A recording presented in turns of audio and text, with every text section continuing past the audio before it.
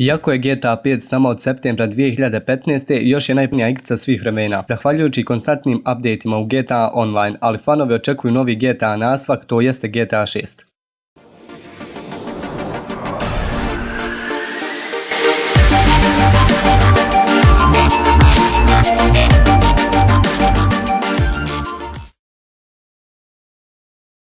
Trenutno nema nikakvih informacija o tome kada bi trebao GTA 6 da izađe, ali neki misle da bi trebao sredinom ili krajem 2018. ali Rockstar je rekao da neće izaći ni do 2020. a razlozi su jer žele da GTA 6 bude totalno VR kompatibilan. Rockstar je potvrdio razvoj GTA 6 i rekli su da žele da stvore novi GTA naziv koji uključuje sve gradove iz prošlih dijelova. Prema nekim, moguće lokacije GTA 6 najvjerojatnije London i također kroz gradove kao što su Chicago, Philadelphia, Washington, ali to još nije potvrđeno. Rockstar je još spomenuo mogućnost glavnog ženskog lika, što bi bilo prvo u GTA serijalima, jer iskreno svima su dosadili nabildani mafijaši, vrijeme bi bilo da vidimo nekog ženskog seksi lika.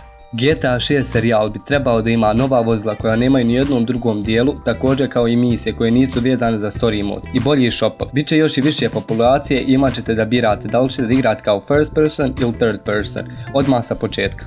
To bi bilo to za ovaj video. Ako vam se svidio, ostavite like, share i subscribe. Za sljedeći video pišite prijedloge u komentare.